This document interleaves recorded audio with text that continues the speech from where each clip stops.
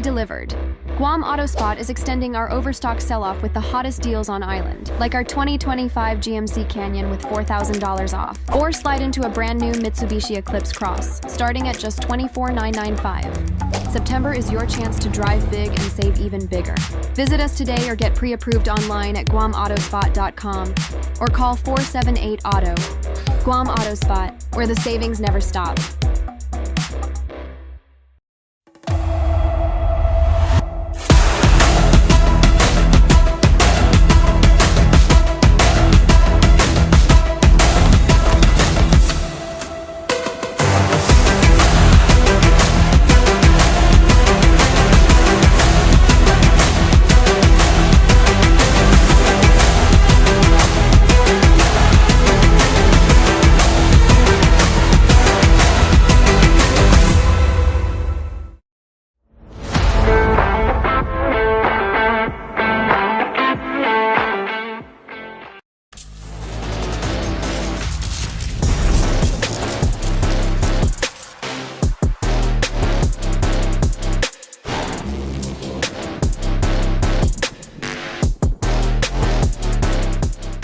Buy fuel, get Wendy's. Drive to your nearest 76 Circle K and get free Wendy's. Yes, free. Fuel up with $30 and score your choice of a 6-piece crispy chicken nuggets or a juicy junior cheeseburger deluxe. Fresh, hot, and packed with flavor. But hurry, quantities are limited and this delicious deal won't last long. So hit the road to 76 Circle K, fuel up, and get Wendy's free before it's gone.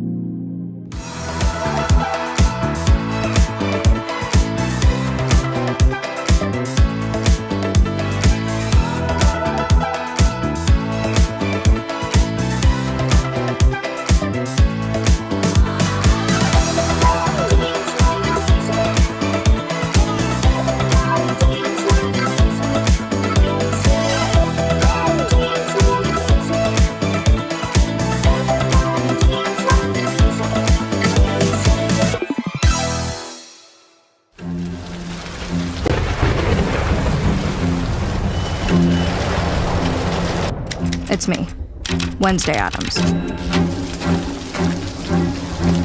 I regret to inform you that I have devised the meal of misfortune with Wendy's. Normally I'd be against this type of capitalistic corporate synergy. But when the other pigtailed provocateur said I could concoct my own Frosty, I melted. My meal is tribute to the suffering that awaits us all. It's pure torture for your taste buds, with 4 nightmarish dips of dread. Don't waste my time asking which ones you'll get. You must surrender to your fate. Enjoy the anguish.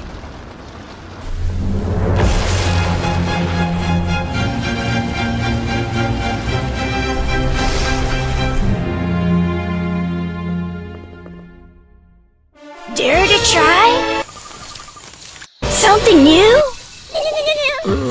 Life's too short! You gotta chill with the snackable drink. Life is too short. Hey, you gotta chill. Mogu Mogu. Moku Moku!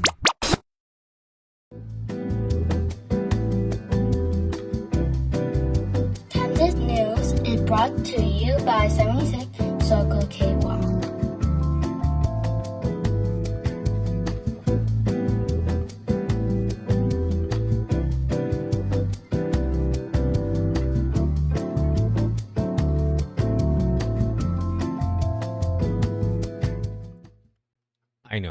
I know we have a lot of advertisers now. I know we have a lot of commercials. If you're not someone who's willing to wait through the commercials, I'm very sorry. That's what pays the bills. And we are actually very grateful for advertisers. And if I'm not lying, I love looking at all of that food and especially that Mogu Mogu commercial. It is 8:27 p.m. on Thursday, September 25, 2025. My name is Troy Torres. Welcome to Candid News. Good evening, my sister Teresa and Auntie Lonnie. I love you so much. Thank you for lunch today. And thank you always for your company and your love and conversation. Buenas, my brother Joe, JD, Piling Gizetmu. I love you too, Prim. I don't know if you can tell, but I'm very tired. And I am exhausted because from Monday to Saturday, I wake up and I start my day at 4:30 in the morning. And on some of those days, I am able to take a nap, but today wasn't one of those days. And it's just all gas, all go all the time. I ran into someone today, one of our advertisers, right? Not one of the employees of our advertisers.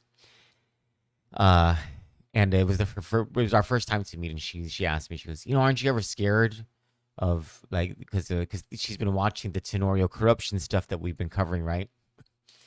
And she was like, man, I really appreciate that you guys have so much detail and you put so much stuff out, but aren't you ever scared?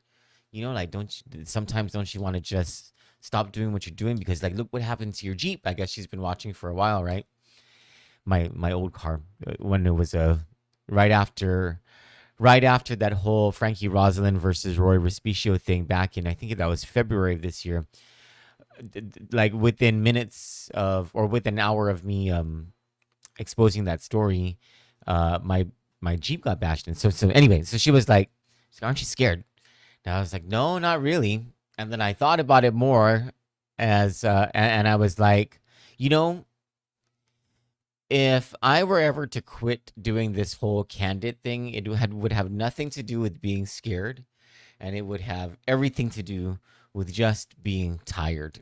And so my entire point with that whole spiel is I am tired. And so I'm very happy that for the next hour, well, I'm not happy that I can't sleep for another hour, but I am happy that for the next hour, I won't be doing any talking because I already did the talking when I recorded this interview earlier this afternoon, over at the location of one of our sponsors, Cold Stone Creamery, over at Guam Premier Outlets. And they gave us the permission to use their store to film interviews. So a few days ago, I invited all 7. I did a live show and I did a public call out because I didn't know who they were. It's being kept a secret for whatever reason by the Board of Education. They're keeping secret who are the 7 candidates for education superintendent. The application period already closed. And so I did a public call out. I said, if you are any of the 7 and you would like to confirm that with Candid, and furthermore, if you would like to accept our invitation for me to interview you, please call me. And I gave my phone number, and 2 people called. Current education deputy superintendent for curriculum, Joe Sanchez. Matter of fact, he was hired to be deputy superintendent around the same time that Jon Fernandez also hired Erika Cruz to be the number 2 deputy superintendent. I'm sorry, the number 2. I can't remember the name of the job, but it's normally considered the number 2 over at DOE. But she was holding the this number 2 position. She was a deputy superintendent during the Jon Fernandez tenure. And she is just like Joe Sanchez, a longtime instructional leader. But Miss Cruz has experience within the schools. She spent several decades, matter of fact, as a teacher, assistant principal, and she's currently the principal of J.P. Torres Success Academy. And you're going to hear what she has to say about that and how that relates to this job that she wants to be the superintendent of education, which is, in my book, and arguably is the most important job on this island, way more important than governor of Guam. And I've worked for governors before, and I can tell you that their job just is not as important as the superintendent of education, because what a governor does is bookends education. So a governor and a legislature can have the power to provide for or to withhold the provision of resources that will help the education mission to succeed. And that's on the first end of the bookshelf. And on the other end of the bookshelf is when a governor has to take care of all of the problems that are the result, the long-term problems that are the result of failures in public education, because a governor decades ago didn't provide the resources and the support that was needed in between this time frame for the Guam Department of Education, for public schools to meet its mission, which is a critical mission to the posterity of this island. And so, my friends, when you look at poverty that's happening right now, mental health issues that have gone unresolved, untreated, when you look at the drug addiction issues in this island, when you look at theft, when you look at the just basic disrespect of the young generation and even older generations, when you see people fighting in front of the coffin over the chenchuli box, when you see people who don't have common courtesy on the road, when you see families fighting over stupid things, when you see people stealing when you thought that they were taught better than that, these things didn't just happen overnight. These things are failures of this government, starting with its failure to properly fund and support public schools. There's only so much a superintendent and the Guam Department of Education on its own can do. But what we do hope, because we've seen how superintendents of the past have failed at even the jobs that they did have within their lanes, and how much of a disaster that can be. And so who the next superintendent is critical, not just to ensuring that things don't slip any further, but hopefully that person has the intellect, the strategic prowess, the wherewithal, the plan to convince or to charm the people and convince the policymakers and the governor, whoever the next governor is going to be, to actually support education and to do the job within the Guam Department of Education, so that in the future, years from now, decades from now, we're going to reap those rewards. Your children and their children are going to reap those rewards. So without further ado, here is that interview with Superintendent of Education candidate Erika Cruz. This is Troy Torres. It's the 25th of September 2025, and I'm here with Erika Cruz. Erika, good evening. Good afternoon. Good afternoon. Welcome to Cold Stone Creamery at GPO. Thank you very much for inviting me. I appreciate your time. Let's get right into it. Sure thing. You are applying for Superintendent of Education. You are a longtime educator and instructional leader within the Guam Department of Education, and you also are a product of the public school system. But your most recent role has been as principal of J.P. Torres Success Academy. So tell me, I don't want to ask you the standard question of why you're running for superintendent, but my question's a little more tailored for you. What perspective do you have as the principal of J.P. Torres Success Academy that you think you can bring to the table as superintendent that will propel success throughout the public school system? So I'm not only the principal at J.P. Torres Success Academy, I'm also the principal at Lihing Pamaguan, which is under the Department of Youth Affairs.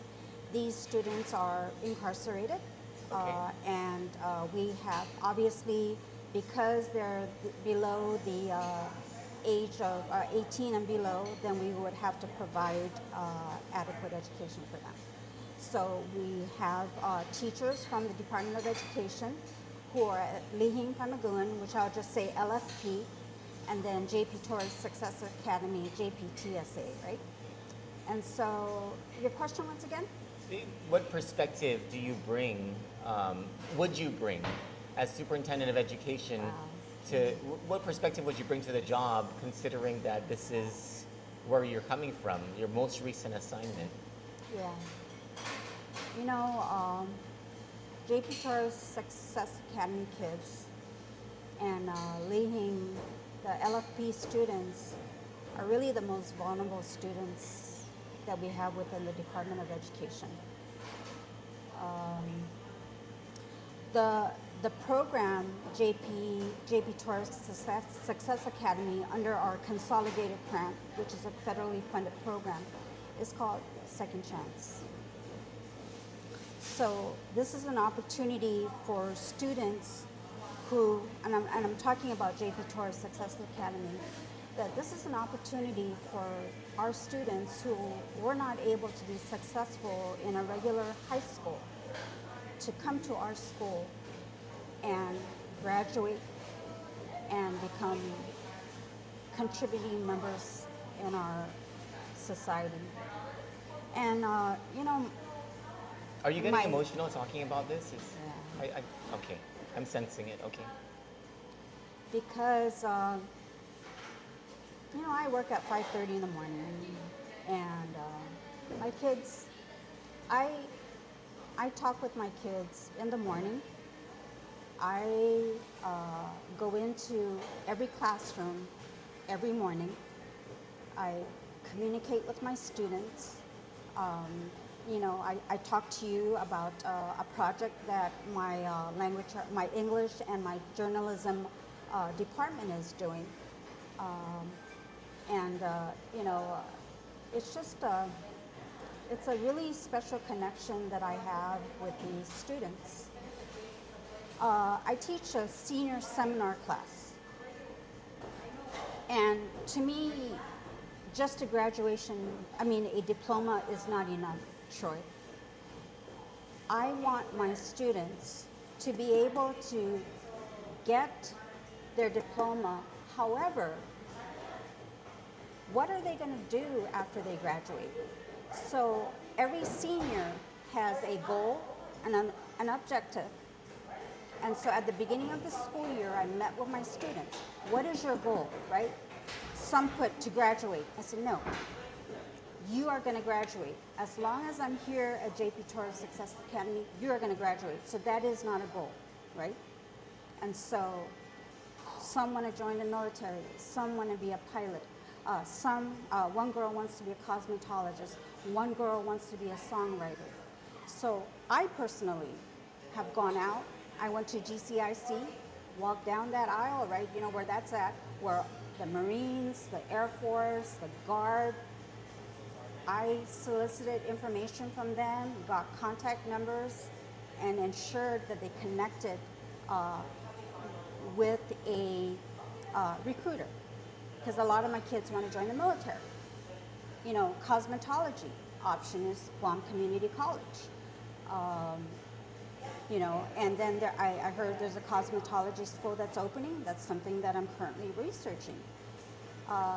So, you know, I know each of my students, and, you know, they really bring happiness in my life. They truly do. I look forward to coming to work because of them and the employees at JP Torres Success Academy. And I'm not doing this because of an interview. This is truly coming from my heart.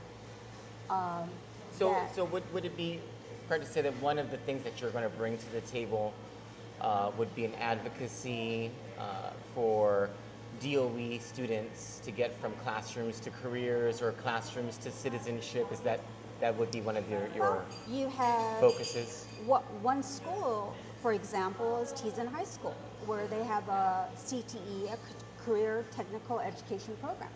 They are nationally certified.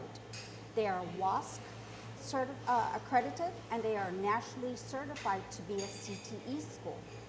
And so I'm a product of Guam Community College, vocational high school, where my focus was computer science. So if I stepped out and chose the workforce, I had skills necessary to be in the workforce. However, my choosing was to go to college, right? And so many of our students matriculate into the workforce. That's the reality. We have maybe 10-15% perhaps that will go off to college, off island or on island. But a majority of our kids are going to be in the workforce. So how do we prepare them for that, right? And I'm teaching my students things like soft skills. Soft skills like coming to school on time. Coming to school on time equals coming to work on time. Having a happy environment on your campus. If you're happy on your campus, that means that you're going to be productive in your classroom. And it's the same way with my employees. If my employees are happy to come to work and to teach or do clerical work or whatever it may be, and the environment is positive, then we're going to produce a positive working environment. And so the bigger spectrum here is the Guam Department of Education, which employs over 2,000 employees. So, you know, to me, it's important that we take care of our people. We take care of our teachers, we take care of our staff, we take care of our administrators, that we have their back, that if there is an issue, let us address it together. Let's move on to my second question then. This is a perfect segue. You gave me a perfect segue to my second question, that is, do you work well with others? Absolutely. I'm a people person. I listen to people. I have an open door policy. I take criticism as constructive criticism and not offensive. That doesn't always happen in the Department of Education, right? I mean, I've been told that there have at times been, and over the past few decades, under different administrations, there have been times that I've heard the term climate of fear, where some teachers or principals or even administrators have been afraid to speak up because they have not wanted to offend the wrong people in high-up places. Or fear of retribution. Fear of retribution. Is this some? Can you talk about this a little bit? I can say as a school administrator, I don't think I've created any climate of fear. But has it existed in other circles within DOE? It may have. I mean, I can't speak directly about particular individuals because my focus is on myself. Okay. What people do and the type of leadership skills they have is their leadership skills. That's what they have to live with. How would you address it as Superintendent of Education? If there are individuals that produce a climate of fear in a school, Or let's toxic say, environment. or a division or toxic environment. And so that's part of our state strategic plan. And so under the state strategic plan, we have 7 goals. And we're going to talk about goal number 1, which is leadership. And leadership is extremely important at the district level as well as the school level. And in order for administrators and division heads to grow, they need professional development. They need accountability. Currently, we are using the school administrator standards, which is called the ISLIC standards. It has been abolished, or it is extremely old. I was part of that committee that created that in 2006. We are in the year 2025. Now it's called the Professional Standards for Educational Leaders. That is what the country is using, or the United States is using, right? And so I believe that administrators need to be held accountable. They need professional development, because the reality is it is very difficult to hire school administrators because it is a job that's very difficult. And as the deputy superintendent, I can say that there are no ill feelings with any of the administrators that I've supervised, and that there was an open door policy, there was collaboration, and there was support. And I think that's critical when you are a leader at the division, to be able to support and not be punitive. So how can we improve your leadership? That these are the issues that have been brought before me. How can we address your leadership so that we can improve you and make you better and not be punitive? This brings me to my third question, actually. Okay, all this talking about your experiences working with people, and that you've proven yourself to be able to work with people. The superintendent job is, of course, a much bigger job. You'll be the overall supervisor of 2,000 plus employees. How are you going, if you were to become the superintendent, how are you going to earn the respect of teachers throughout the school system and principals and staff? Well, at the district level, I think I've earned the respect as a deputy superintendent. And Which was your former job, yeah? Correct. And at the deputy superintendent level is much like the superintendent because we supervise division heads. At the school level, I supervised principals. And so with teachers, I think it's important that they feel supported and staff, okay? Because what encompasses a school are your school administrators, your teachers, and the backbone of that school is the staff, right? When we're missing school aides or missing one-to-one aides, you know, that's a major struggle. One of the major complaints that I get from teachers about their workload is the absence of, or that there are not enough school aides to assist within the schools, or there are not enough teachers to help with the workload. So, you know, is there anything that you can say to the faculty of the public school system that as superintendent you'll do that would assuage some of those anxieties that teachers have in that regard? Well, number one is our budget is a struggle. I think we were shorted about $40 million. And so every school, regardless of size, only gets one substitute teacher. Yikes. So you can be the smallest school, one substitute teacher. You can be the largest school, one substitute teacher, right? And so the struggle with support is there. We struggle to hire enough one-to-one aides. You know, it's a position that's difficult. However, to me, it's rewarding to be a one-to-one aide, but we just don't get enough applicants because it's not a position that is permanent. It's only temporary. Is that something you can change as superintendent to make those more permanent positions and increase their pay? Not necessarily. I think what's important is that when the students graduate from high school, they will no longer have a one-to-one aide. Okay? So what's important is that we create a school that is safe and that parents feel that their children are safe in this school. And so by the time they're in elementary, by 5th grade, they should start, or even earlier, start weaning off a one-to-one aide. Now, I'm not talking about students that are severely disabled, but I'm talking about kids who really can function on their own.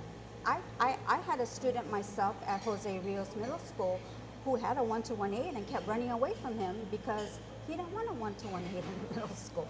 He wanted more independence. Exactly.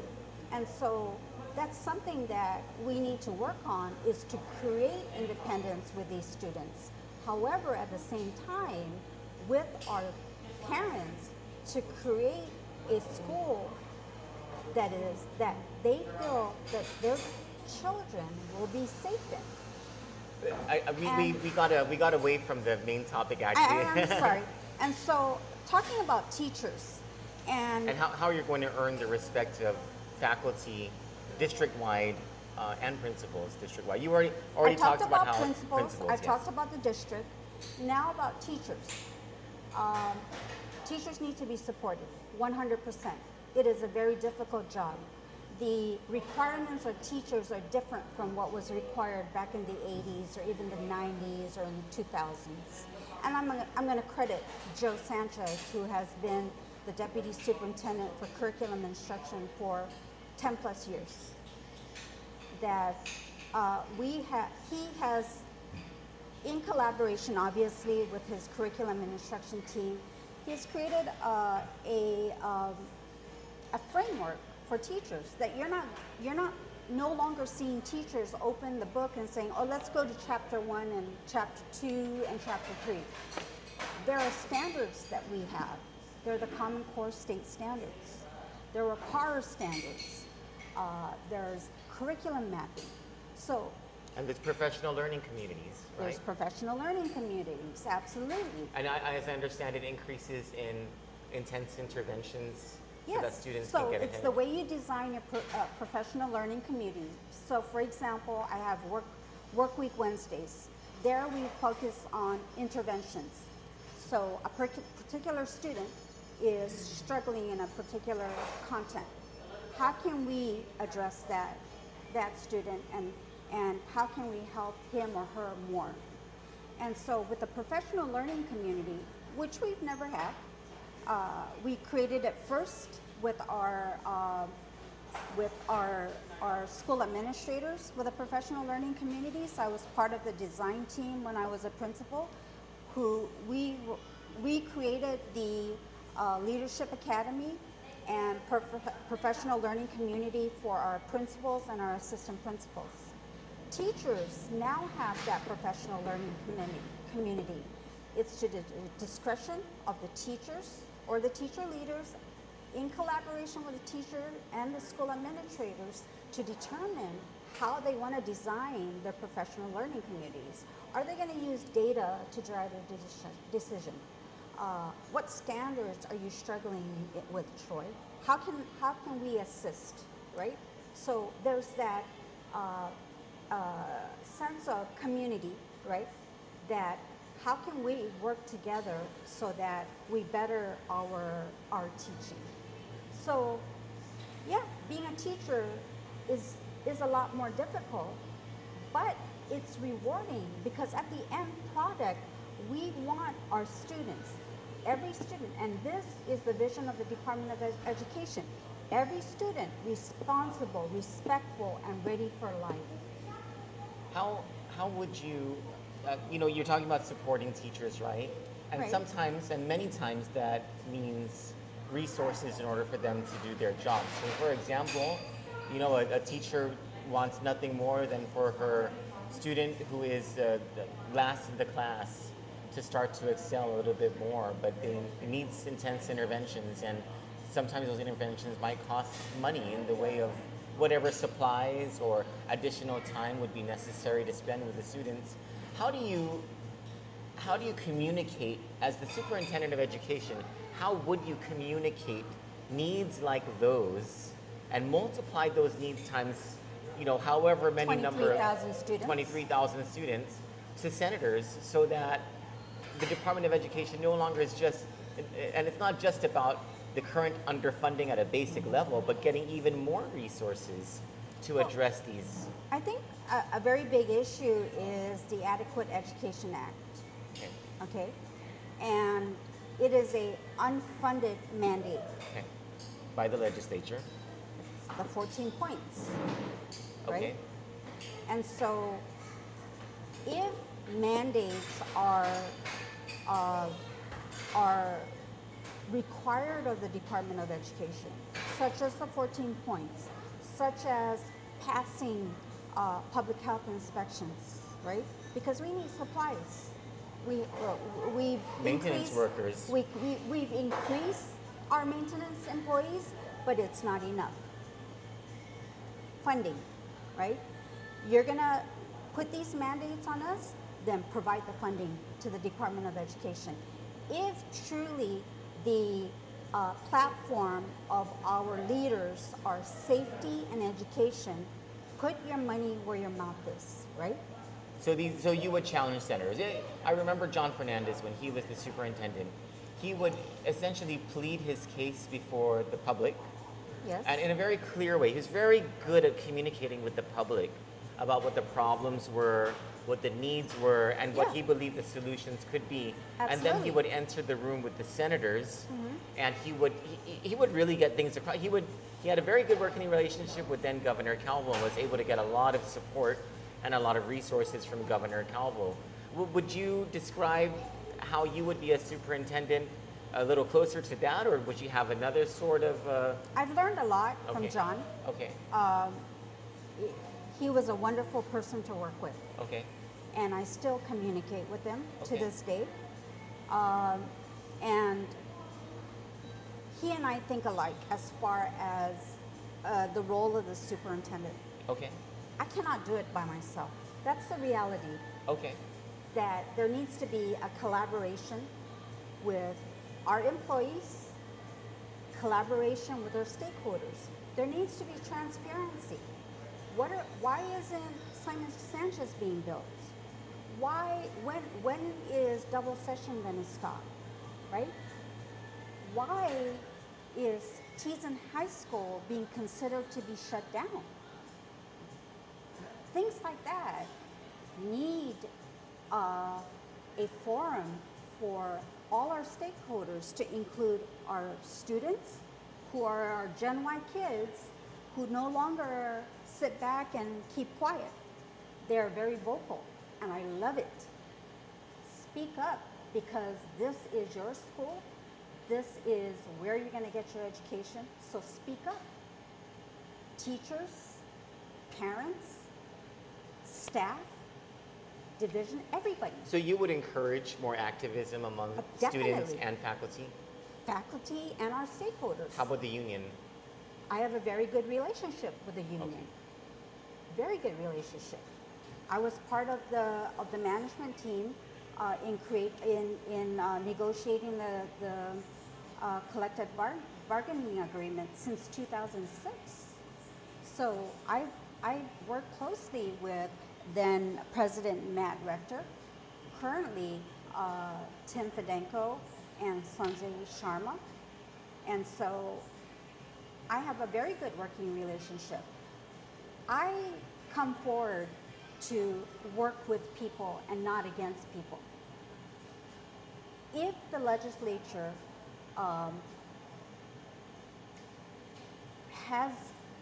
if anybody has an issue with the superintendent or the Department of Education, because remember, it's not just the superintendent. Yes, the superintendent has that role as the top person, where the buck stops here. But understand that everybody has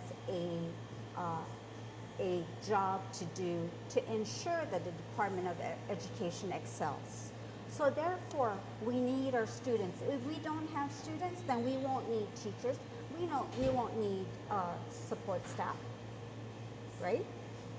However, we need teachers and we need our support staff to ensure that our students are ready to be whether college ready or career ready. You've given me another great segue, so let's go on to the next question. One of the qualities that I've espoused or I told my audience that I believe is important for the next superintendent is someone who is a proven manager and preferably has proven that management experience within the Department of Education. So you don't have someone who needs any sort of on-the-job training to figure out the realities within the department. Make your case, plead your case to our audience about your record of management within the Department of Education. Boy, how much time do I have? Well, okay, let's start. So I've been a teacher. I've been an assistant principal. I've been a principal at the largest middle school on the island with over 1,800 students at Benavente Middle School. At Jose Rios Middle School, we were the highest performing middle school on the island. We surpassed the national average, specifically in the area of science. I believe in language arts, spelling, and so in that area of education, in the school level, I think I've proven myself there. How many years did you spend as a principal, aside from your current stint? Many years. Okay. Since I would say from 2006, 1997 to 2012. Okay. And then 2012 was when you were tapped to become the deputy superintendent. Okay. And go ahead, sorry. So on top of my duties as a school administrator or principal, I was, like I had told you, I was assigned to various committees, such as on the management side of the collective bargaining agreement, which is the board union contract. And that was since 2006. So I was part of the negotiation team.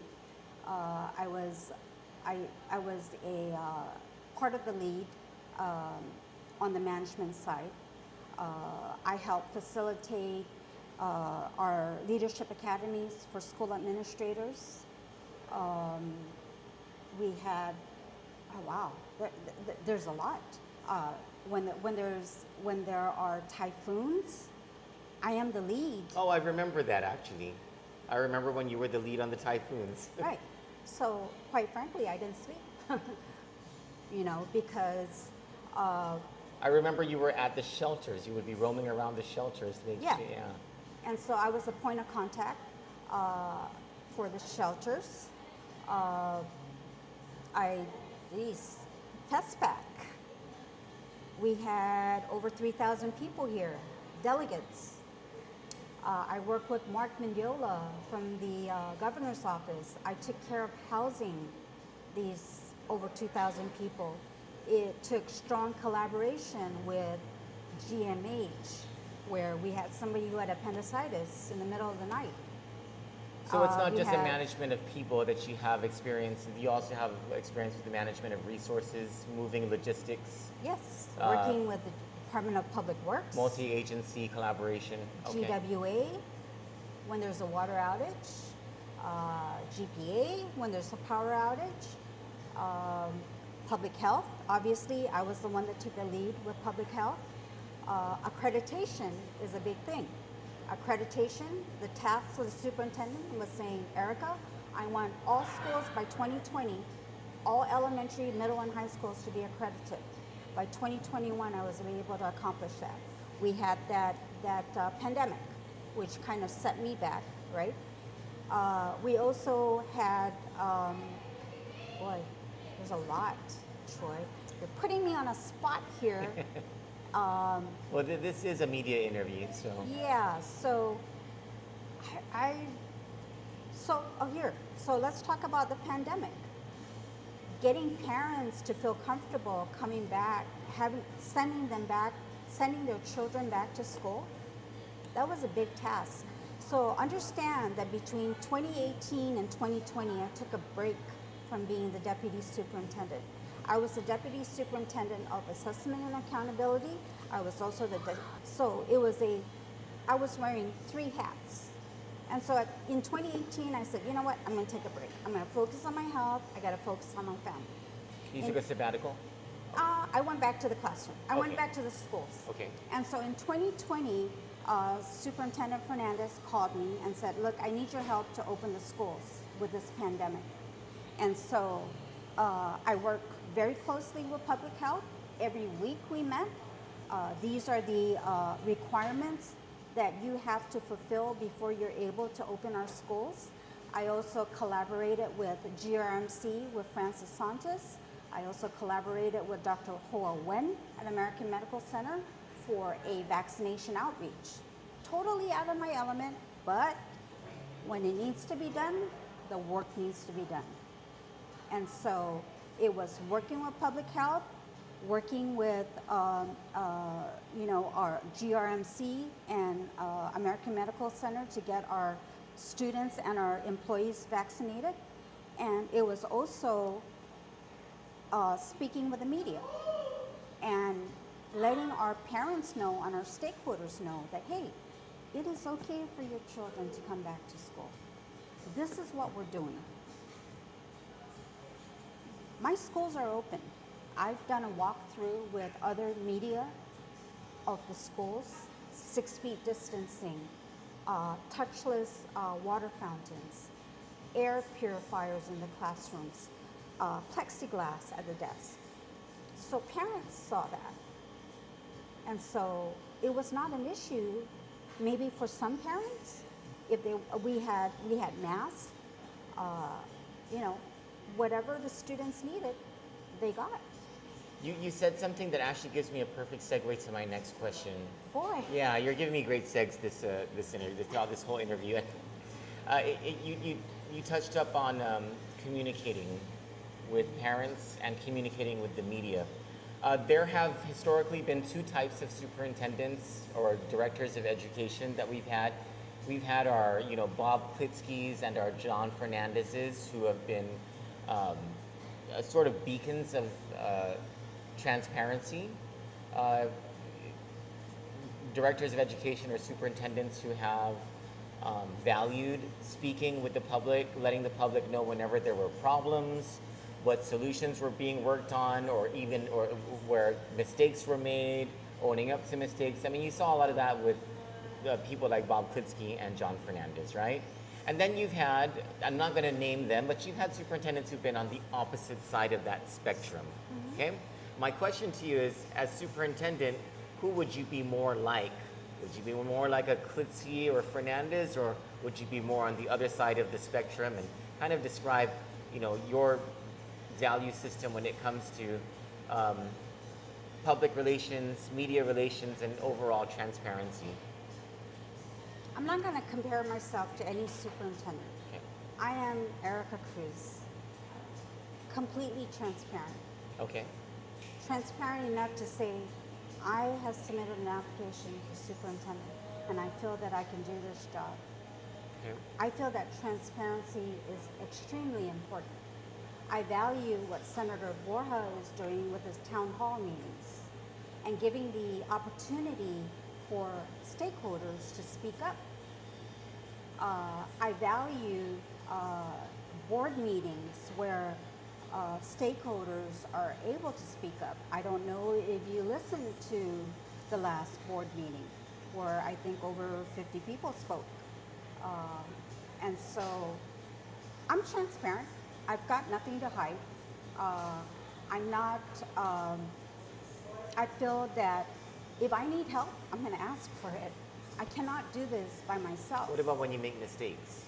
I'm going to own up to my mistakes. It is what it is. You cannot improve a system if you cannot own up to your mistakes.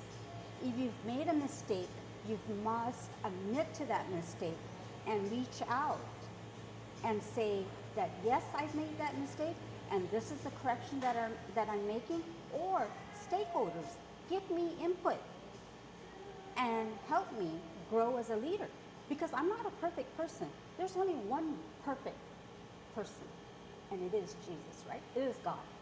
I am not perfect. What, Erika, or Ms. Cruz, sorry, what is the last professional mistake that you made that you can recall? The last professional mistake as an administrator or in your job in the Department of Education? Yeah. It doesn't have to be the last one. Anything that comes to your mind. Oh, okay. Boy. You know, it's like, wow, it's difficult, but maybe a misunderstanding with a school administrator. Okay. And, you know, I reflect every morning, every night. I pray maybe more than 10 times a day, you know. But what's important for me is that you reflect on your day and how you can improve and what you've done good. And so I'll give an example. Maybe there was an administrator that I didn't see eye to eye with. Okay. Right? But I have a good relationship with school administrators that I have no issues calling them. Okay. And saying, Troy, I'm sorry about what I said. Okay. Okay. Is that what happened in this case? Yeah. Okay. I'm sorry if I offended you. My intent was not to offend you. My intent was to better you as an educational leader. So you had a disagreement with a fellow administrator? I would say yes. Okay. And you guys talked it out afterward. That's how you amended fences. Principals have no issues calling me out at a principal's meeting. Okay. There is no climate of fear in Okay. a principal's meeting. Okay. They are very open with me. They will call me Okay. At a principal's meeting, they would have no issues speaking up at a principal's meeting because there's no retribution. Okay. I hold no grudges against anybody. You're talking about when you were in charge of the principals. As the Deputy As the deputy Superintendent of Educational Support and Community Learning, and also division heads. Okay, so nobody had any issues coming to my office and saying, Erika, well, why did you say this, or why did you make that decision, Erika? Okay. And I explained it very clearly, even with my students. So today I suspended a student, for example, and I was very clear. You're suspended for this amount of days. Why did I suspend you? Right? Well, because I was disrespectful to my teacher. I brought a liar to school. And I said, you understand why I'm suspending you? Yes, I do, Mrs. Cruz. Right? So it's important that there's a reason why I'm doing what I'm doing, and I explain very clearly my decisions, or if I've wronged somebody, I own up to it. And this has happened. I have I have a very strong self-conscience, and if I feel like I've wronged somebody, it bothers me that I have to clear it Before the night ends. before the night ends. Got it. Because it's gonna bother me. Okay. So if there's a parent that I think I felt that I've wronged, I don't think I have, but if there's a parent, then I have no issue saying, you know what, maybe I didn't think this clearly, right? Or a teacher, whoever it may be, right? But at the same time, employees also have to take responsibility. It's called accountability, right? So you cannot equate accountability with climate of fear. It's Sure. completely different. Sure. You are accountable for certain things, and you are hired as a teacher to do whatever you are required as a teacher, as a staff member, as a division head, and right down to my students. They know. If you walk onto my campus, my students will know the difference between right and wrong. So people tend to kind of, climate of fear because they're being held accountable. Sure. I know what You you're must saying. hold people accountable to what they've chosen as their profession. And I want to get to the last question now. So obviously, you told us what your jobs have been at the Guam Department of Education. So obviously, you've been an instructional leader for a few decades now within GDOE. How do you bring that, or will you bring that to the role of superintendent? Are you going to be the instructional leader of the Guam Department of Education? How does all that work? It's more than being an instructional leader, but it should be the core because we are educating 23,000 students. So at the core of you being the superintendent is your role as your continuing role as an instructional leader. Correct. So you have organizational leadership, you have instructional leadership, you have Resource management. ethical. Sure. That's very important for me. I feel that I'm very ethical. There's different types of leadership when you are at this level, right? You can't just focus yourself on just instructional leadership, right? Because you've asked me about, how are you going to get along with people? That's an emotional intelligence, right? It's a skill that I think is something innate to people. It's not something that, it's very hard to learn. You're either down to earth or you're not. You can't fake it. You can't fake it to make it to be a down to earth person, to be transparent, to be ethical. Instructional leadership is very important. However, there needs to be a framework on the instructional leadership. And I'm going to go back to the state strategic plan where we have the section on curriculum. And there is a framework on curriculum. School administrators, teachers, and and staff develop a school improvement plan relative to the objectives under the area of curriculum. And so, what are your skills that you're going to teach for this quarter? So when I walk into a classroom, I should see what standard you are addressing. I should see your objectives, and I should be able to see it. When I ask my students, what are you learning in this class? They should be able to articulate what objective they are learning. And so that goes back down, because obviously I cannot oversee 40 schools. We have our school administrators who must be also our instructional leaders. You have a deputy superintendent of curriculum, correct? Who helps the superintendent and guide the superintendent. The superintendent cannot just be complacent. That superintendent should be hands-on on everything, whether it be instructional leadership, ethical leadership, organizational leadership, just everything. They must be hands-on. However, the superintendent cannot do the job by him or herself. They need a strong team of deputy superintendents. They need a strong team of administrators, a strong team of teachers and staff to be completely transparent with our students, to be transparent with our stakeholders, to be transparent with our parents. What do you hope you will have accomplished if you're selected superintendent by the end of your term as superintendent? So the term is 4 years. What do you hope to accomplish at the end of the 4 years, by the end of the 4 years? We have our state strategic plan, which was developed in 2022. So it's a 5-year state strategic plan. So 2022, 23, 24, 25, 26.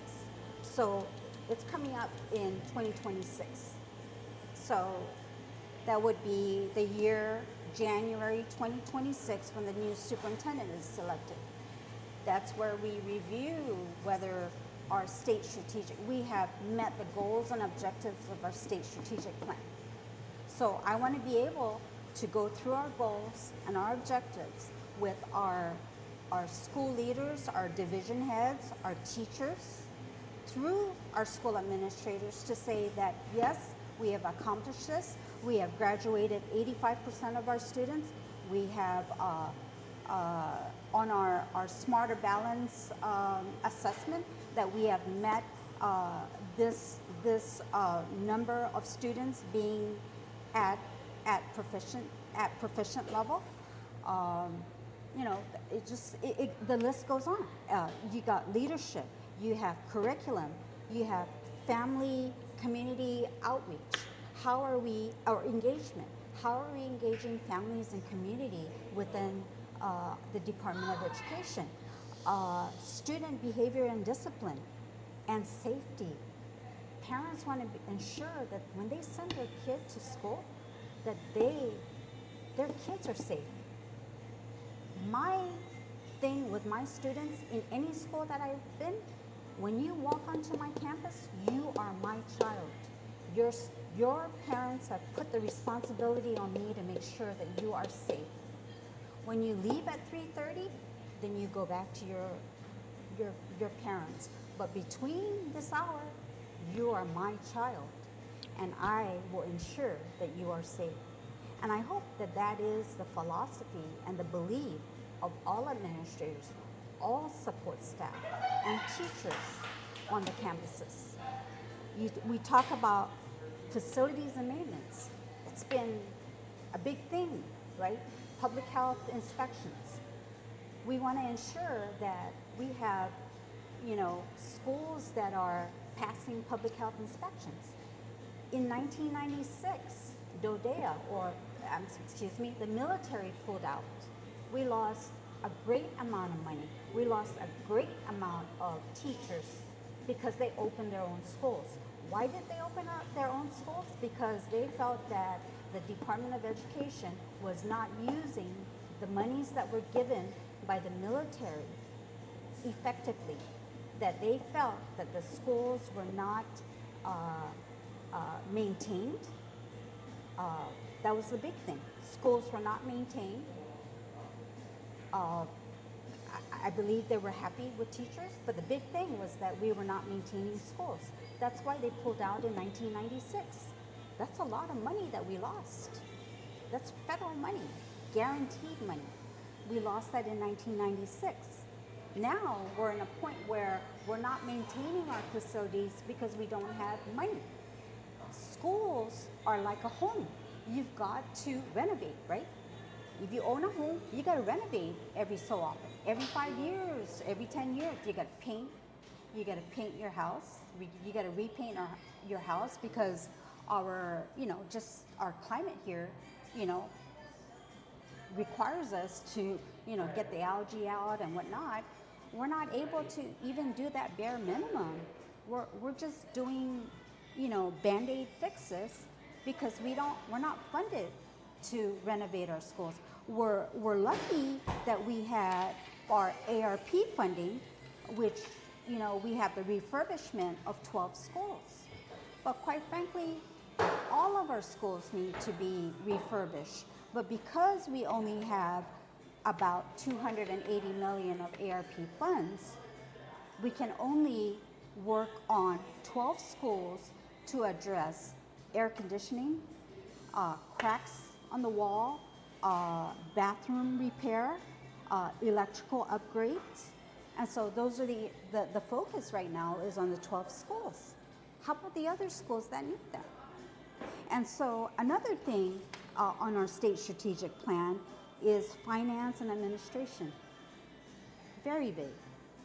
We need to be fiscally responsible. Are you saying that by the end of the 4 years, that's something you would have accomplished, is getting GDOE's finances under control? Absolutely. Okay. That I want to be held accountable. Please bring the public auditor. Please, senators, scrutinize our budget. What about in terms of student achievement, though? What do you hope will have been accomplished after your 4 years as superintendent? I would hope that when our students graduate from high school, that they are ready for whether it be the workforce or ready for college. Obviously, people put a lot of emphasis on our performance in our test scores, but to me, it's a lot more than just test scores. There are, a test score doesn't define me as a person. English is my second language. I came from Okinawa, and so being English as a second language learner did not prevent me from wanting to excel. And I want all students to feel that they can excel, whether they're going to work at Cold Stone, right? Whether they're going to work wherever, a restaurant, or they're going to be a welder, or whatever it may be. I want them to know that they're going to be successful in whatever they choose in life. That's the kind of support that I want my teachers, my staff, and my administrators to give. It's not just test scores, Troy. It's not. You can get the highest test scores and not be successful. You need that whole balance of emotional intelligence. You need, obviously, if you're academically inclined, then obviously you may go to college or you may not. But you want people skills, right? You need certain skills in jobs. So I'm going to reference back to Teason High School. And then, you have GCC who helps with our other schools. But I admire Teason High School. It's very dear to me because I was someone that helped open Teason High School, right down to the desk, choosing out the desk, choosing the color of the school. I didn't choose that color, by the way, but anyways, they blame me for that. Everything in that school, the principal, Sophie Duenas, she and I sat and we chose which desk we want, what kind of desk we want for the teachers, everything in that school. We went through catalogs on weekends with our landlord to say that this is what we need for the school. And so, to me, I want our students to be successful.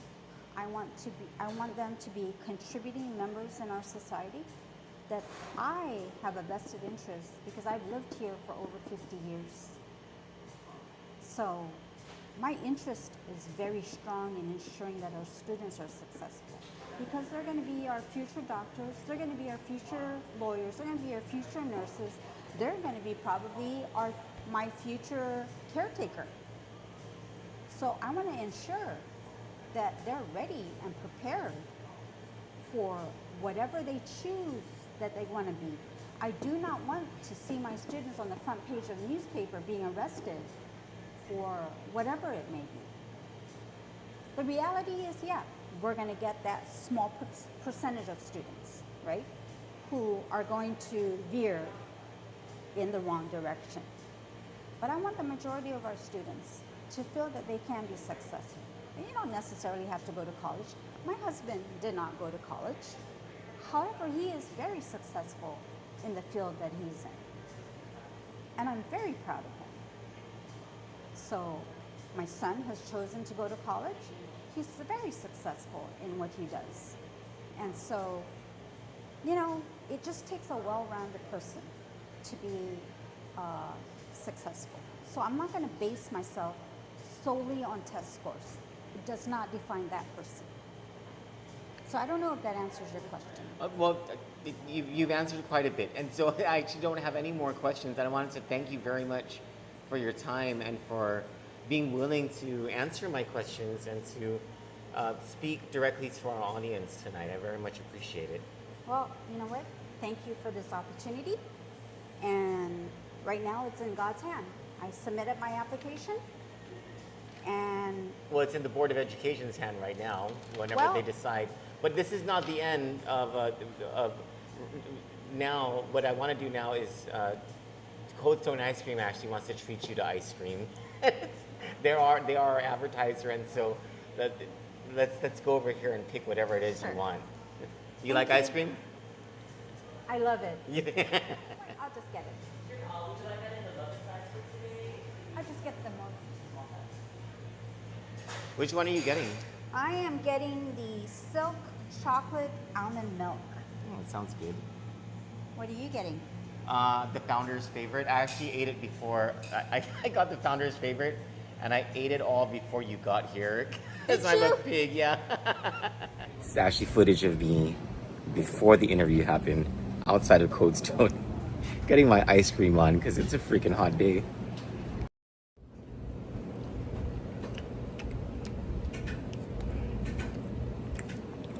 Thanks, Erika Cruz. You asked, we delivered. Guam AutoSpot is extending our overstock sell-off with the hottest deals on island, like our 2025 GMC Canyon with $4,000 off, or slide into a brand new Mitsubishi Eclipse Cross, starting at just $24,995. September is your chance to drive big and save even bigger. Visit us today or get pre-approved online at guamautospot.com or call 478-AUTO. Guam AutoSpot, where the savings never stop.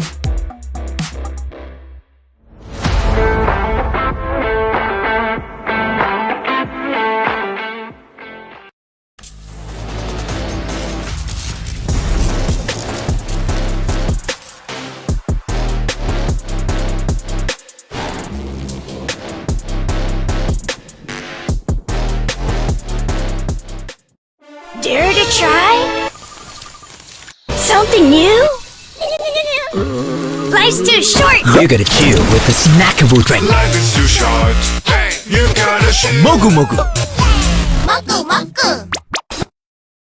Buy fuel, get Wendy's. Drive to your nearest 76 Circle K and get free Wendy's. Yes, free. Fuel up with $30 and score your choice of a 6-piece crispy chicken nuggets or a juicy junior cheeseburger deluxe. Fresh, hot, and packed with flavor. But hurry, quantities are limited and this delicious deal won't last long. So hit the road to 76 Circle K, fuel up, and get Wendy's free before it's gone.